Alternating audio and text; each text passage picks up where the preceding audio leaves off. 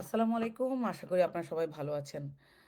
আমি আমার প্রোফাইল থেকে আজকে লাইভটা করছি। সেটা আ আশা করি আপনারা আমার সাথেই থাকবেন এবং কথাগুলা শোনার অনুরোধ করছি। দেখেন, বাংলাদেশ জাতীয়তাবাদী দল তাদের চূড়ান্ত প্রার্থী ঘোষণা করেছে এবং একই সাথে আমাদের এলাকা ঢাকা-৫ সেই এলাকারও প্রার্থী ঘোষণা করছে। তো আমি যেহেতু ওই এলাকার একজন ভোটার এবং দলের একজন সক্রিয় কর্মী, ওই এলাকাতে বিএনপির রাজনীতির সাথে আমি ২৮ বছর থেকে জড়িত। সেক্ষেত্রে আমি মনে করি কথাগুলা শেয়ার করা উচিত এবং সিদ্ধান্ত নেওয়ার দায়িত্ব আপনাদের। আমি ৪ দিন আগে একটা ভিডিও আপলোড করি এবং কিছু ইনফরমেশন আপনাদের সাথে শেয়ার করি যে ঢাকা-৫ এ আপনারা যাকে মনোনয়ন দিয়েছেন নবিউল্লাহ নবী সাহেব, উনার লোকজন এবং উনার নিজের মুখের কিছু জিনিসপত্র আমি আপনাদের সাথে শেয়ার করছি। তো একটা জিনিস হচ্ছে ঢাকা-৫ হচ্ছে ঢাকায় ঢুকার অনেক গুরুত্বপূর্ণ একটা পয়েন্ট। নির্বাচনে আপনারা যাকে প্রার্থী দিবেন তার কার্যক্রম এবং তার রাজনৈতিক কি বলে এটাকে নেটওয়ার্কিং এর উপর ডিপেন্ড করবে যে ওই ঢাকার মুখে যখন কোনো সরকার বিরোধী আন্দোলন হয় বা যেকোনো আন্দোলনে আমরা কতটা দায়িত্বপূর্ণ ভূমিকা পালন করতে পারি। এটা একটা বড় বিষয়। আরেকটা জিনিস হচ্ছে ঢাকা-৫ এ যেই ৫ লক্ষের বেশি ভোটার আমরা আমি দেশে ছিলাম ৯ মাস। আমি আমাদের এলাকার আ স্পেশালি ৪-৫ টা ওয়ার্ড নিয়ে আমরা কিছু স্যাম্পলিং করি। সেই স্যাম্পলিং এ আমরা যে জিনিসটা পাই আমাদের ফাইন্ডিং এ সেটা হচ্ছে যে ওই এলাকাতে প্রচুর পরিমাণে সন্ত্রাসী কর্মকাণ্ড সংগঠিত হয় এবং কিশোর গ্যাং প্রত্যেকটা ওয়ার্ডে অনেক বড় একটা সিন্ডিকেট।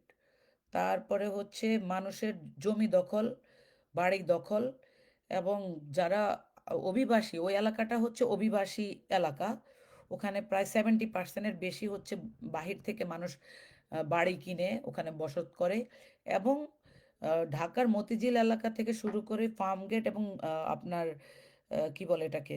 উত্তরাতে যারা কাজ করে মেট্রো রেলটা যারা পায় মতিঝিলে বাড়ি ভাড়া কম দেখে বাসা ভাড়া কম দেখে ওই এলাকাতে বসবাস করে। আমাদের এলাকায় টোটাল ৭ থেকে ৮ লক্ষ মানুষ বসত করে। তো প্রতিদিনই ওখানে প্রচণ্ড মানে একটা না একটা ডাকাতি, রাহাজানি, কিশোর গ্যাং, চাঁদাবাজি এগুলো চলতেই থাকে। আরো সবচেয়ে ভয়ংকর হচ্ছে ওই এলাকাতে আপনার একটা কি বলে এটাকে? মিনি কক্সবাজার আছে যেটা আমিন মোহাম্মদ ফাউন্ডেশনের জায়গার আশেপাশে এবং এইটা এমন একটা জায়গা এখানে প্রচুর মানুষ নিম্নবিত্ত মানুষ বিনোদনের জন্য আসে কিন্তু বেসিক্যালি এটার ব্যাকগ্রাউন্ডে মাদকের বিজনেস, নারীর বিজনেস এবং বিভিন্ন রকমের সিন্ডিকেট সম্পৃক্ত। তো এই জিনিসগুলো আমি আমার নিজের চোখে দেখে আসছি এবং মানুষ যে হাঁটে এই হাঁটার জায়গাগুলা দখল করে আপনার ফুটপাত বসায় দেওয়া হয়েছে ওখান থেকে চাঁদা কালেকশন করা হয় এবং যাত্রাবাড়ি থেকে শুরু করে ড্যামরা যে রোডটা দুই পাশে এই দুই পাশে নবিউল্লাহ নবীন নামে বিশাল বড় বড় রেন্ট আপনার ধরেন ফলের দোকান ফুটপাত সব কিছু নবিউল্লাহর লোকজন দখল করে রাখছে তাহলে আমরা জন্মের পর থেকে এই লোকটাকে একটা সন্ত্রাসী চাঁদাবাজ হিসেবে জানি আমরা এবং ওই এলাকা যারা বসত করে তাদের নিম্নবিত্ত যারা তাদের বড় একটা অংশ শিল্প কারখানাগুলাতে চাকরি করে। ওই শিল্প কারখানার মালিকদেরকে আপনারা খোঁজ নেন যে ওখানে তারা চাঁদাবাজি কারা করে, কোন লোকগুলা তাদের কাছ থেকে চাঁদাবাজি করতে যায়। ইভেন আমরা একটা লাইব্রেরি করতে চাইছি, সেটাও আমি করতে পারি নাই এই চাঁদাবাজদের কারণে। আমি যে স্কুলে পড়াশোনা করছি, সেই স্কুলের ম্যানেজিং কমিটি থেকে শুরু করে স্কুলের শিক্ষকরা পর্যন্ত কারাপশনের সাথে সম্পৃক্ত এবং আওয়ামী লীগের দোসরদেরকে তারা আশ্রয় প্রশ্রয় দিচ্ছে এবং এই নবিউল্লাহ নবীর লোকজন স্কুলের জমি মানে দোকান দখল করে ওখানে ৪-৫টা দোকানে তারা দলীয় অফিস খুলে বসছে। এটা হচ্ছে ৫ তারিখের পরে। তাহলে আমি যখন দেখলাম আমি এক ফেসিস্টকে ভাগায়া দিলাম, আরেক ফেসিস্টের লোকজন আইসা আবার বইসা গেল এবং আমি এগুলা নিয়ে প্রচুর সোশ্যাল অ্যাওয়ারনেস এর সাথে সম্পৃক্ত ছিলাম। আমাদের এলাকায় ১০ টা সমাজসেবা সংগঠনের যারা কাজ করে তাদের সাথে আমার একটা নেটওয়ার্কিং আছে। তাদের টোটাল পারসেপশন হচ্ছে বাংলাদেশ জাতীয়তাবাদী দল মানে আ এই আসনটা হারাবে। যদি যোগ্য প্রার্থীকে না দেওয়া হয়। আমি বুঝলাম এখানে এক পরিবারের ২ জনকে আপনারা দিবেন না। কিন্তু সালাউদ্দিন সাহেব যখন সরকার গঠন হয় বিএনপি যখন সরকার গঠন করে উনি ওখানে স্কুল, মাদ্রাসা অনেক কিছু করে যার কারণে এলাকার মুরুব্বি থেকে শুরু করে এই নতুন প্রজন্ম তাকে চিনে। মানে তার একটা ফেস ভ্যালু হচ্ছে কি উনি একজন সিনিয়র নেতা, ওনাকে, ওনার পেছনে সাধারণ মানে মসজিদের যে মুসল্লি তারা আসে, কিন্তু এই নবিউল্লাহর পিছে মুসল্লিরা আসে না। আপনারা ওনার গত 1 বছরের যেই কর্মসূচিগুলা করে, ওখানে ভিডিও ফুটেজগুলো কালেক্ট করেন, তার আশেপাশে কারা স্লোগান দেয়, সমস্ত গাঞ্জাখোর, মাদকাসক্ত, কিশোর গ্যাং, মানে ফৈরা পোলাপান সব নবিউল্লাহ ভাইয়ের লোকজন। তাহলে ওনার, আমার কথা হচ্ছে যে ওনার ব্যাকগ্রাউন্ড কি? মানে 111-এর সময় পার্টি অফিস দখল করছে, তার কোনো শাস্তি হয় নাই। বেগম খালেদা জিয়ার ছবিতে আগুন লাগাইছে, শহীদ রাষ্ট্রপতি জিয়াউর রহমানের ছবিতে আগুন দিছে। আমরা আসলে, আমি ওনার বিরুদ্ধে বলা লাগবে দেখে বলতেছি, ব্যাপারটা কিন্তু তা না। ব্যাপারটা হচ্ছে গত 17 বছর ওই এলাকাতে আমাদের মানে শীর্ষ অনেক নেতা ওই এলাকার রাজনীতি নিয়ন্ত্রণ করত। এই জন্যই করতো যে তারা তাদের আধিপত্য বিস্তারের চেষ্টা করত, যার ফলে এক একটা গ্রুপ নবিউল্লাহকে শেল্টার দিতে গিয়ে ওইখানে এমনও হয়েছে যে আমাদের একজন মানে সংসদ সদস্য ছিলেন সালাউদ্দিন সাহেব, ওই সময় তাকে মারার জন্য, তাকে ওখানে আমাদের ছেলেরা, মানে আমাদের দলের নবী গ্রুপের লোকজন তাকে ওখানে খুন করতে গেছিল। কি যেন, পানি নাই আন্দোলন করতে গিয়া, গ্যাস নাই আন্দোলন করতে গিয়া। আজকে ওই এলাকাতে গ্যাস পানি কই? আপনারা ওগুলার আন্দোলন করেন না? এগুলা সবই পরিকল্পিত। আর সবচেয়ে বড় কথা হচ্ছে আমিন মোহাম্মদ কনকর্ডের যে জমি দখল করে রাখছে, এখন ওখানে প্রায় 200 বিঘার উপরে খাদ জমি যেগুলা, এগুলা কারা দখল করে রাখছে? আপনার বিভিন্ন মাছের ঘেরটের আওয়ামী লীগের, এটা কারা দেখতেছে? এই সব কিছু কিন্তু ওনার লোকজন দেখতেছে। আপনারা খোঁজ নেন, তাহলে মানুষ কি যাই না শুনে একটা ভূমিদস্যুরে, একটা সন্ত্রাসীকে ভোট দিবে? আপনারা বলেন যে দল যাকে নমিনেশন দিবে তার পক্ষে কাজ করতে হবে, এটা কিভাবে সম্ভব? আপনারা একজন সন্ত্রাসকে দাঁড়া করায় দিবেন এবং দল নির্দেশ দিলে আমরা তার পক্ষে কাজ করব? আমরা এটার তো রিভিউ চাইতেই পারি, এটা আমাদের গণতান্ত্রিক অধিকার। এখন আমরা যখন ইনফরমেশনগুলো আপনাদেরকে দিচ্ছি, আপনারা কি রিভিউ করেন? যদি রিভিউ করেন তাহলে এরকম প্রার্থী কেন আসবে? আজকে দলের যাদেরকে চূড়ান্ত প্রার্থী হিসেবে আপনারা ঘোষণা করছেন, প্রায় 39% প্রার্থীর বিরুদ্ধে প্রচুর পরিমাণে মেসেঞ্জারে রিপোর্ট আসতেছে। কেউ কেউ আওয়ামী লীগের দোসর, কেউ হচ্ছে কালো টাকার মালিক। কেন ভাই? যারা মাঠ, আজকে দেখলাম একজন ফেনীর নমিনেশন প্রার্থী, সে রিভিউর জন্য প্রতীকী প্রতিবাদ জানাইছে। একটা জিনিস হচ্ছে কি, সবাই মুখ খুললে আপনাদের তো চামড়াই থাকবে না।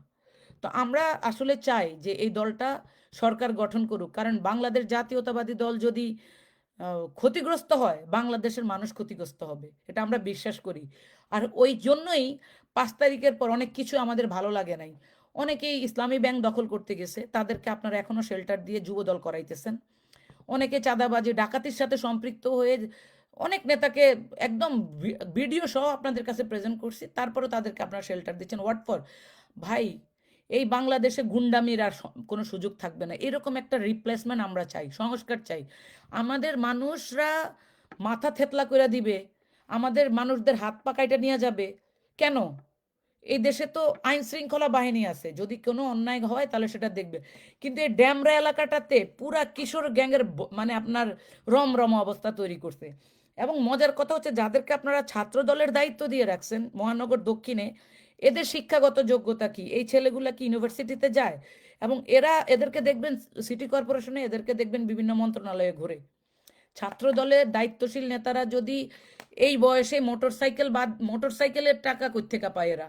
তারপরে হচ্ছে আপনার এই যে গাড়ি কিনা বসে রয়েছে দেখলাম, যারা যারা ধরেন ছাত্র রাজনীতি করে, তাদের আয়ের উৎসটা আমাদের জানার প্রয়োজন আছে।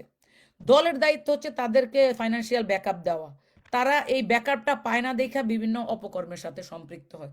আমি আমাদের এলাকাতে এমন একজন যোগ্য প্রার্থী চাই। আজকে বেগম খালেদা জিয়াও যদি প্রার্থী হয়, আমাদের জন্য এটা সৌভাগ্য। অথবা জনাব তারেক রহমান সাহেবও যদি প্রার্থী হয়, ঢাকার মতো এত গুরুত্বপূর্ণ পয়েন্টে, যেখানে শ্রমিক, আপনার মানে সায়দাবাদের শ্রমিক দলের একটা বড় ভূমিকা থাকার কথা, ওইটা আমরা দেখি না। তারপরে হচ্ছে আমাদের যে গার্মেন্টস সেক্টর, গার্মেন্টসগুলো এখানে আছে এলাকাতে, তারপরে আমরা কয়েকটা গার্মেন্টসের শ্রমিকদের সাথে কথাও বলি। তারপরে হচ্ছে গার্মেন্টস শ্রমিক, তারপরে এখানে রোলিং মিল, অনেক কিছু আছে, ব্যাটারি ফ্যাক্টরি, তারপরে হচ্ছে আপনার সিমেন্টের ফ্যাক্টরি, সিটি গ্রুপের মতো বড় একটা গ্রুপ, আরও অনেক আছে। তো এই যে মানুষের শ্রমিকদের যে কাজের জায়গাগুলা, এই শ্রমিকরা তো নিরাপদ ফিল করে না। আবার ধরেন যেই বাজারের উপরে আপনি আহ, খেয়াল করে দেখবেন যে ওখানে যে ওয়াসার জায়গাটা, ওইটা পর্যন্ত তারা দখল করে রাখছে। মানে এই লোকগুলা যাদেরকে আপনারা আজকে নমিনেশন দিচ্ছেন তার তার লোকজন। মানুষ ভয়ে কথা বলে না, কারণ স্থানীয় তারা গুন্ডামি করতে পারে তাদেরকে। কিন্তু স্থানীয় যারা সত্যিকারই এই প্রজন্মের ছেলে পেলে, এরা তাদেরকে হেট করে, এদের সাথে পলিটিক্সও করতে চায় না। বাংলাদেশ জাতীয়তাবাদী দল করবে, ছাত্র দল করবে বললে আসে না, না এরা সন্ত্রাসী, কিশোর গ্যাং পালে।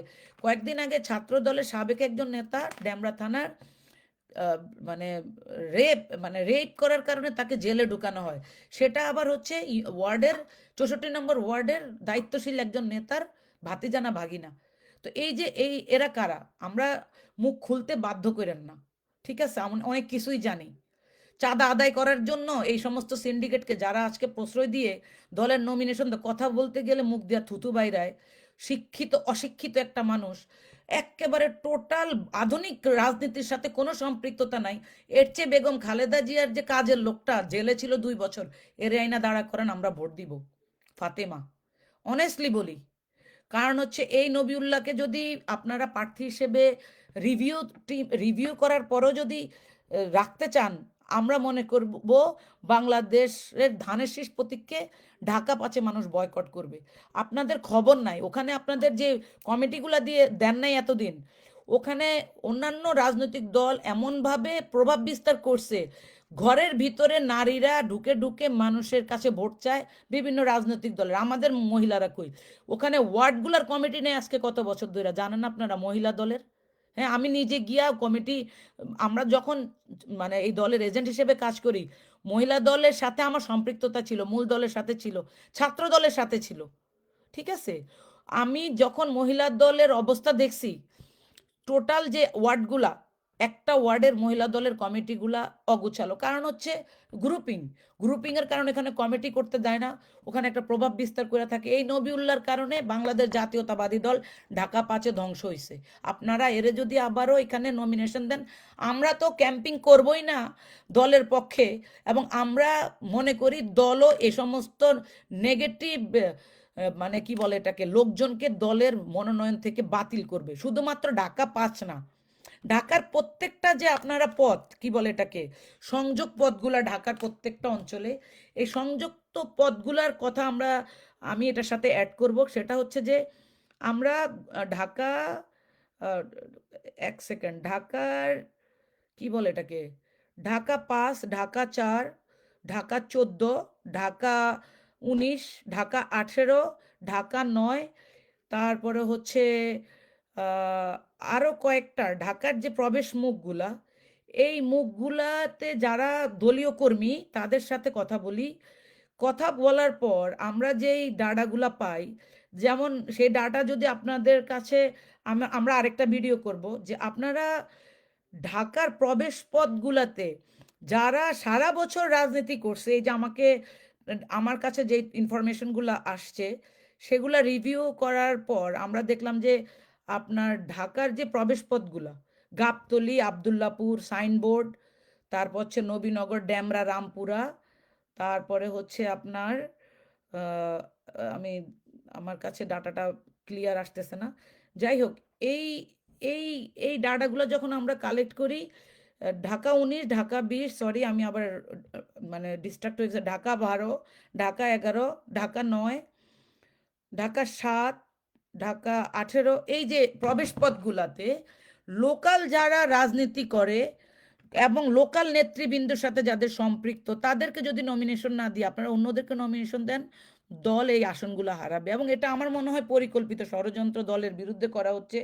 কারণ আমরা যখন জুলাই আন্দোলনে সম্পৃক্ত হই, তখন আমাদেরকে যেই ম্যাপটা দেওয়া হয় বিভিন্ন সংস্থা থেকে বা বিভিন্ন ছাত্র সংগঠনের পক্ষ থেকে, যেমন গাবতলী, মানিকগঞ্জ, সাভার, আশুলিয়া, টাঙ্গাইল, আবদুল্লাপুর, গাজীপুর, সাইনবোর্ড, কাশপুর, নারায়ণগঞ্জ, নবীনগর, কদমতলী, ঢাকা 4-এর যে এরিয়াটা, ঢাকা 5 এবং 1-এর মুন্সিগঞ্জের যে লিঙ্কটা, ডেমরা, রামপুরা, নরসিংদী 1 এবং 2-এর সাথে যে আমাদের হুক করা এলাকাগুলো, এই এলাকার প্রার্থীরা এমন মানে গ্রহণযোগ্য প্রার্থী হওয়া উচিত যে দেশের কোনো রকমের একটা বিপদগ্রস্ত সিচুয়েশন হইলে ওই নেতা ডাকলে যেন স্থানীয় নেতৃবৃন্দ এবং সাধারণ জনগণ তার পাশে থাকে। কিন্তু আপনারা হায়ার কইরা ওই বরিশালের থেকে আইনা আপনি ঢাকা বসায়া দিবেন, ঢাকা 14-13 একজন ভাড়াটিয়াকে আইনা আপনি ঢাকা 14-তে বসায় দিবেন, মানে ইজ সো ব্যাড। আমরা আরও আপনাদেরকে আরও ইনফরমেশন কালেক্ট করতেছি, কারণ হচ্ছে স্যাম্পল হিসেবে ঢাকার প্রত্যেকটা হুকে আমরা সাধারণ পান দোকানদারদের কাছ থেকে ইনফরমেশন নিয়ে আপনাদেরকে দিব। ঠিক আছে, তো আশা করি ভাই, আমি এই দলকে ভালোবাসি এবং আমি বেঁচে থাকতে চেষ্টা করব আমরা যেন পথ না হারাই। সবার আগে বাংলাদেশ, ভালো থাকবেন। এবং আমি আবারও বলছি, আমি আমাদের প্রাণের সংগঠন ঢাকা 5-এর নেতৃবৃন্দ বা যারা সাধারণ কর্মী বা যারা সাধারণ জনগণ, যাদের সাথে আমাদের একটা সম্পৃক্ততা আছে, আপনাদের কাছে একটা অনুরোধ থাকবে, মানে আপনারা দলের সিদ্ধান্তের জন্য একটু অপেক্ষা করেন। এখন পর্যন্ত চূড়ান্ত প্রার্থী ঘোষণা করলেও আমরা মনে করি দল আমাদের কথা এবং আপনাদের যে ডাড়া সেই অনুসারে রিপ্লেসমেন্ট করবে। আমরা ঢাকা 5-এ কোনো সন্ত্রাসী চাই না, কোনো চাঁদাবাজ চাই না, কোনো ভূমিদস্যুকে চাই না। আর এদের দ্বারা যারা লাভবান হয় তাদেরকেও দল যেন চিনতে পারে যে এদেরকে যারা কি বলে এটাকে, এদের এদের প্রোফাইল যারা সুপারিশ করছে আমরা তাদেরও পতন চাই। এবং বাংলাদেশ জাতীয়তাবাদী দল যেন আওয়ামী লীগের মতো এই কি বলে এটাকে বায়জাপ্ত না হয় বাংলাদেশের মানুষের কাছে। এটা আমাদের প্রত্যাশা। 5 তারিখের পর জনগণের প্রত্যাশা অনুসারে যে রাজনৈতিক দলগুলোর করা উচিত ছিল সেটা করে নাই। এবং আমাদের দায়িত্বশীল অনেক নেতারা এত বেশি প্রোপাগন্ডার সম্মুখীন হয়েছে তাদের কর্মর কারণে, আজকে সেটার মাসুল আমাদেরকে দিতে হবে। এবং এটা আমরা বিশ্বাস করি, সত্য কথা বললে যদি আমাকে আপনারা অপছন্দ করেন, আই ডোন্ট কেয়ার, কিন্তু I have to say the true. কারণ হচ্ছে আমরা মজলুমের পক্ষে, জালিমের বিপক্ষে। বাংলাদেশ জিন্দাবাদ, সবার আগে বাংলাদেশ। ভালো থাকবেন, আল্লাহ হাফেজ।